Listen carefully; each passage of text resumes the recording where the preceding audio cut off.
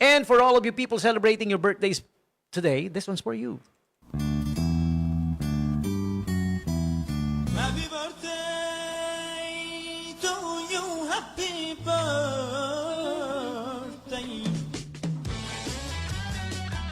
Happy birthday to you! This time it's being brought to you by Royal Duty Free Shops. Kick off the new year with better habits and bigger savings.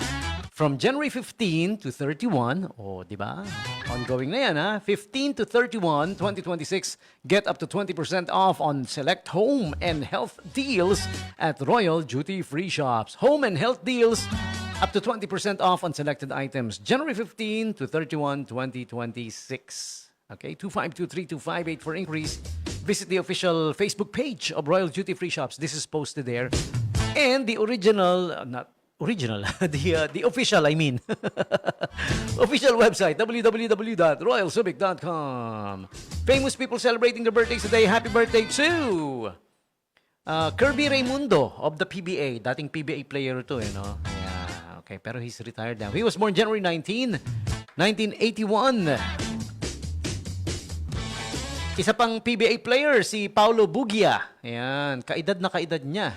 Pareho sila, January 19, 1981. Ayan. He's not from, however, Paulo Bugia is not from Baguio, he's from Manila.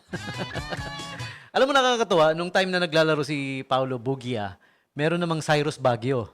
Ewan ko kung naging magkakampi sila. Pinasa yung bola, di ba? Bugia to Baguio, Baguio to Bugia. Hindi mo alam kung totoo, nanloloko yung sportscaster, eh, no? Baguio, tapos Bugia, no? Okay. Who else do we gotta greet? Ito pa, meron pa. Happy birthday also to... Happy birthday to Dolly Parton. Country singer Dolly Parton. Country superstar, actually. Okay. Turns 80 today. Wow, 80 na. Si Dolly Parton.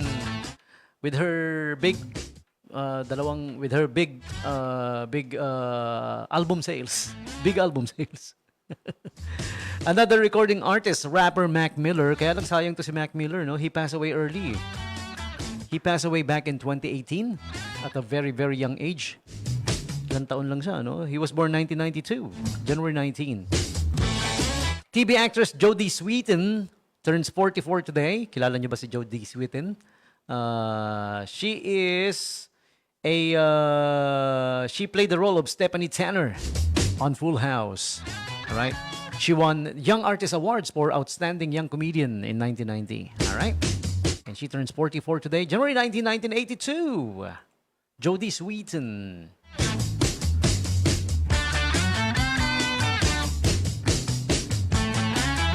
And today is also the birthday of poet Edgar Allan Poe. Sa mga mahilig sa poetry. Sa Zamba Mic, whenever we do open mic every Saturday, meron kaming mga kasamang poets. Yan, magagaling tumula. Sa Zamba Mic at a cappella every Saturday, 8 p.m. Join kayo, ha? Okay. Edgar Allan Poe was born January 19, 1809. And he passed away 1849. Tagal na, no? Model and daughter of the Black Mamba. Kobe Bryant, si Natalia Bryant turns 23 today. Alright? Yung naging anak ni Kobe, 4, no? Puro babae lahat, eh, no? Pero si Gianna, yung kasama niya na nag-perish in the helicopter accident, siya sana would have carried the torch dahil ang galing rin mag-basketball, eh.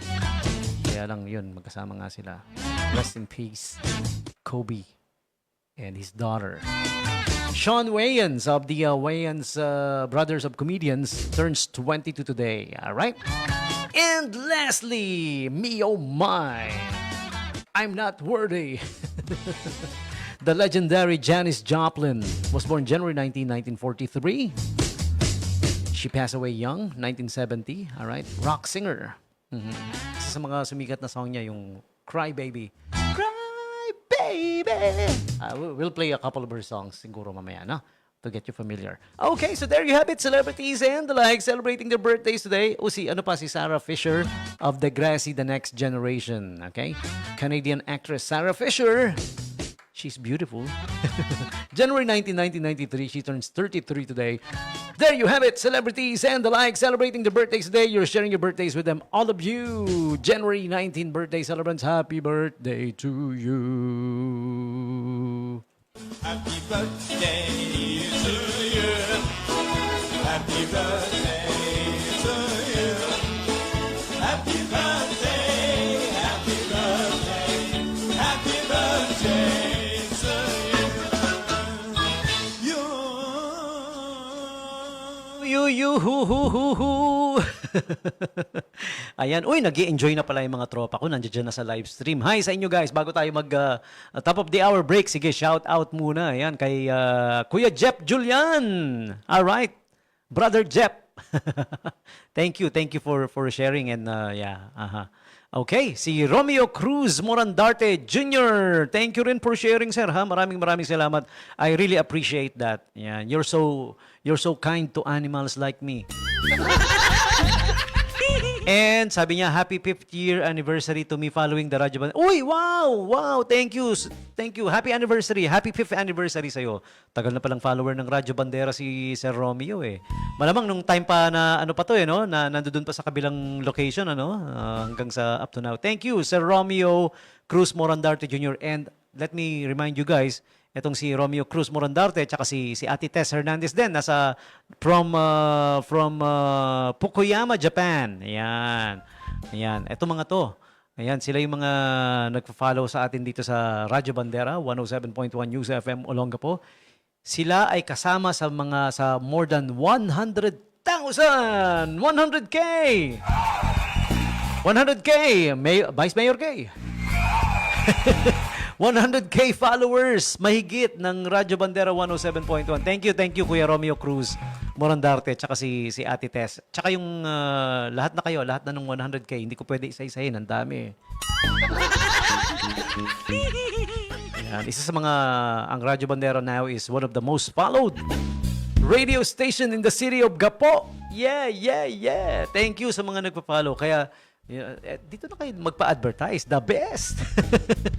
fresh yung mga program at saka talaga namang pinakikinggan ng mga kabandera natin sa City of Olongapo, no? Ang Radyo Bandera. Plus, here's the thing. Meron kaming swimming pool dito. Kami lang ang radio station na nasa resort.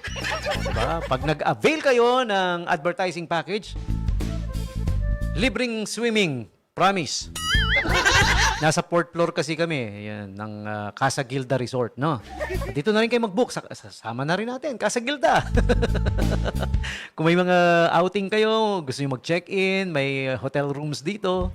Yan, may resort, may swimming pool. O, dito na. Tapos advertise na sa Radyo Bandera. O, libre swimming, promise. From the 4th floor, pwedeng lumundag. Kung kaya mo, ha? Pababa sa swimming pool, nasa baba eh. Ayan. Again, thank you for tuning in and joining us. Hanggang 9 p.m. tayo, ha? Diyan lang kayo. Kuya Romeo Cruz Morandarte, Ate Tess Hernandez, sino pa ba? Let me check. Yung iba pang nandiyan sa ating live stream. Wow. Thank you. I truly appreciate you guys. Sila. Sige, mamaya na tayo mag-shoutout. Mamaya, kakalkalin ko pa kasi, no? Mamaya na natin tuloy shoutout. For the meantime, we need to take the quick break. This will be real quick. We will be right back.